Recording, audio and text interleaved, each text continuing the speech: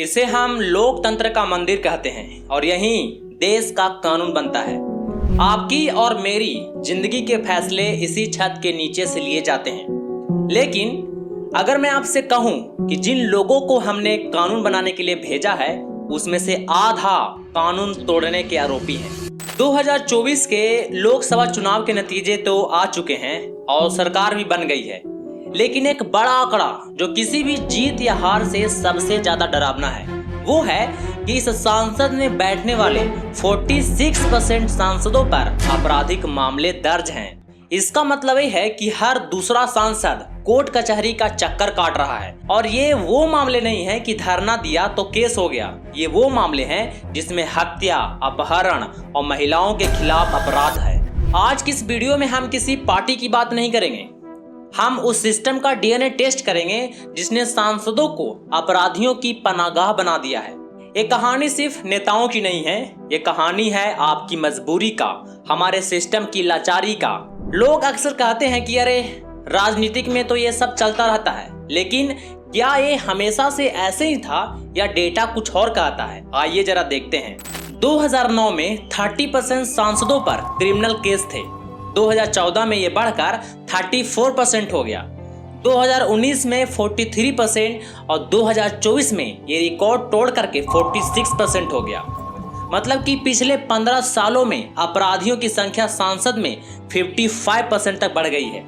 सोचिए, अगर किसी स्कूल में 46% टीचरों पर पुलिस केस हो तो क्या आप अपने बच्चों को वहां पढ़ने भेजेंगे?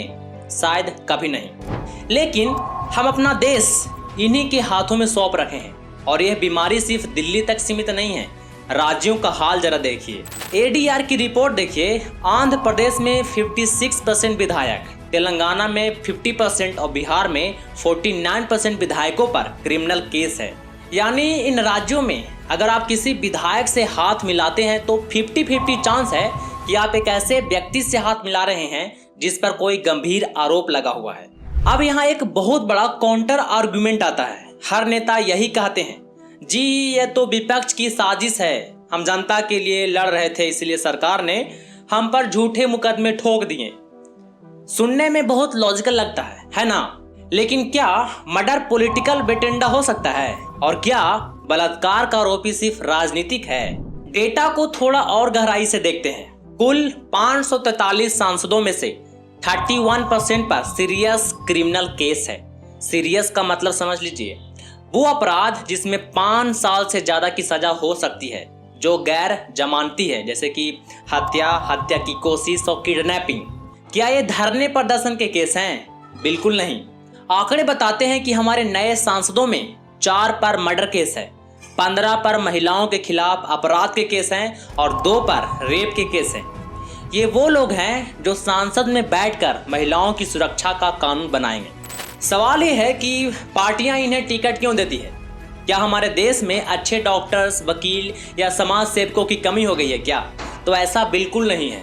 देखा जाए तो पार्टियां मजबूर है और वो मजबूर एक शब्द के आगे है, विनेबिलिटी, मतलब जीतने की क्षमता।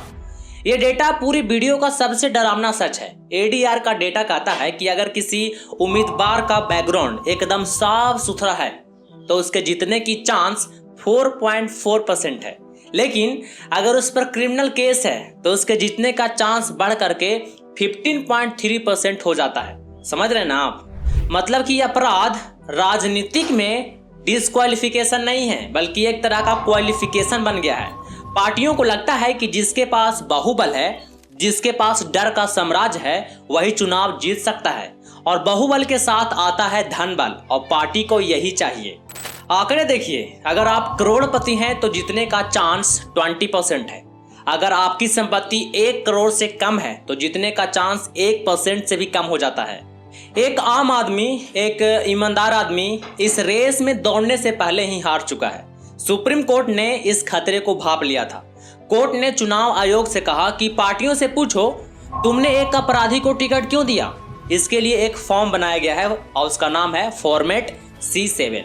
इसमें पार्टी को लिखित देना होता है कि उन्होंने क्रिमिनल रिकॉर्ड वाले व्यक्ति को ही क्यों टिकट दिया या उसको क्यों चुनाव में उतारा। लेकिन पार्टियां सुप्रीम कोर्ट के आदेश का मजाक कैसे उड़ाती है, जरा ये देखिए। बिहार चुनाव और लोकसभा चुनाव के एफिडेविट चेक कीजिए। ज्यादातर पार्टियां हर अपराधी उम्मीदवार के फॉर्म में एक ही लाइन कॉपी पेस्ट करती है, he is a popular social worker holding a good Prestige in the area. यानी जिस व्यक्ति पर हत्या का आरोप है, पार्टी की नजर में उसकी प्रेस्टीज ही उसकी योग्यता है। वे कभी ये नहीं बताते कि उन्हें कोई अच्छा छई वाला उम्मीदवार क्यों नहीं मिला। ये फॉर्म C7 महज एक पेपर वर्क बन के रह गया है। तो क्या कानून अंधा होकर सब देख रहा है? तो लगता कुछ ऐसा ही है। हाल ही में एक उम्मीद की किरण दिखी है। 6 नवंबर 2025 को सुप्रीम कोर्ट ने पूनम बनाम दुले सिंह मामले में एक अहम फैसला सुनाया है।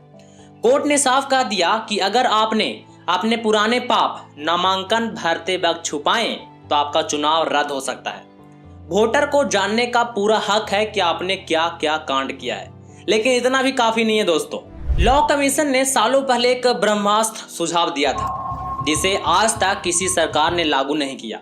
वो था कि फ्रेमिंग ऑफ चार्ज पर ही रोक लगा दो। अभी का नियम यह है कि जब तक कोर्ट आपको दोषी न ठहरा दे, आप चुनाव लड़ सकते हैं।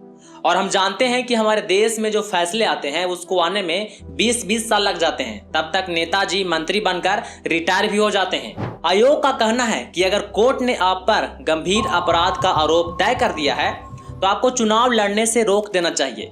लेकिन सवाल यह है कि जिस सांसद में 46% लोग खुद आरोपी हैं, क्या वो अपने ही खिलाफ ऐसा कानून कभी पास होने देंगे? दोस्तों, हम लोग नेताओं को गाली देते हैं, हम सिस्टम को कोसते हैं, लेकिन एक कड़वा सच बताऊं आपको, ये 46% अपराधी सांसद में खुद चल के नहीं आए हैं। इन्हें वोट किसने दिया है? हमने, आपने, हम सभी ने मिल करके इसको आगे लाया है। जब हमारे मोहल्ले में कोई बाहुबली खड़ा होता है ना, तो हमें उसमें गुंडा नहीं दिखता है, अपनी जाति का शेर दिखाई देता है। हमें लगता है कि यही वो आदमी है जो पुलिस से हमारा काम करवा सकता है, यही वो आदमी है जो हमारी सुरक्षा कर सकता है। ये जो रॉबिन हुड सिंड्रोम है ना, यही हमारे लोकतंत्र को दीमक की तरह खा रहा है। जब तक हम वोट डालते वक्त उम्मीदवार का कैरेक्टर नहीं देखेंगे, बल्कि उसका जाति और पार्टी को देखेंगे ना, तब तक संसद में कानून नहीं, अपराध ही जीतता रहेगा।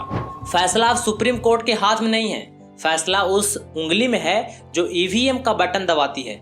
अगली बार जब वोट देने जाएं तो सोचिएगा जरूर, आप अपना प्रतिनिधि चुन रहे हो या अपना भविष्य बर्बाद करने वाला एक बाहुबली। जय हिंद।